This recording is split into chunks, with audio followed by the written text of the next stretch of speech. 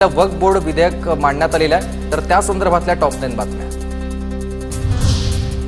बहुचर्चित वक्फ सुधारणा विधेयक अखेर लोकसभेत सादर झालाय। विधेयकाद्वारे वक्फ बोर्डाच्या मालमत्ता कायदेशीर कक्षेत आणण्याचा प्रस्ताव आहे। संसदेमध्ये चर्चेदरम्यान सत्ताधारी आणि विरोधी पक्षांमध्ये जोरदार वादविवाद।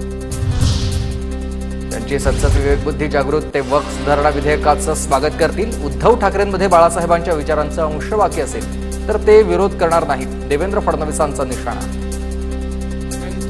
ज्यांची सत्सद विवेक बुद्धी जिवंत असेल तर मला अपेक्षा आहे की ते बिलाला समर्थन देतील, या बिलाचा विरोध करणार नाही। वक्फ बोर्डाच्या संपत्तीवर लाडक्या उद्योगपतींनी कब्जा मिळवण्यासाठी प्रयोजन। विधेयकाला आरएसएसचाही पूर्ण पाठिंबा नाहीये, संजय राऊतांचा आरोप।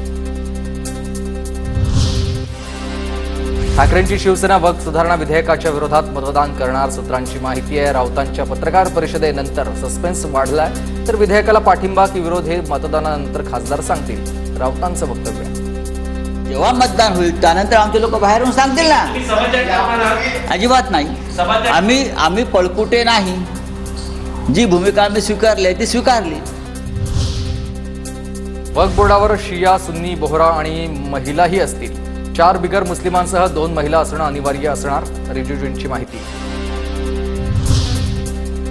हा फक्त संपत्तीच्या नियोजनाचा विषय। रेल्वे आणि लष्कराची जागा देशाची जागा असते, मग वक्फची जागा खासगी असू शकत नाही, केंद्रीय मंत्री किरण रिजिजू यांचं सभागृहात म्हणणं आहे। रिजिजूंच्या भाषणावेळी विरोधकांचा गोंधळ।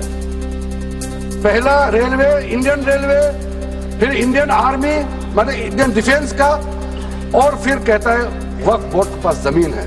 ट्रेन का पटरी लगा हुआ वो रेलवे का प्रॉपर्टी थोड़ी है, ये तो देश का प्रॉपर्टी है। वक्फ सुधारणा विधेयकामध्ये अनेक मुद्दे चिंताजनक वाटत आहेत। विधेयकामुळेच आता अनेक अधिकार सरकारकडे जातील। 1.2 लाख कोटी रुपयांची जमीन सरकारकडे जाईल। आज आपण गप्प बसलो तर उद्यापासून एक समाज संपवला जाईल। खासदार निलेश लंकेंचा विधेयकाला विरोध। ठाकरे गटाला आता हिंदुत्वासोबत हिंदुत्वाचीही अलर्जी आणि अरविंद सावंतांचं भाषण ऐकून वाईट वाटलंय। बाळासाहेब असते तर आता हे असं भाषण करू शकले असते का? खासदार श्रीकांत शिंदे यांचा ठाकरे गटावर हल्लाबोल।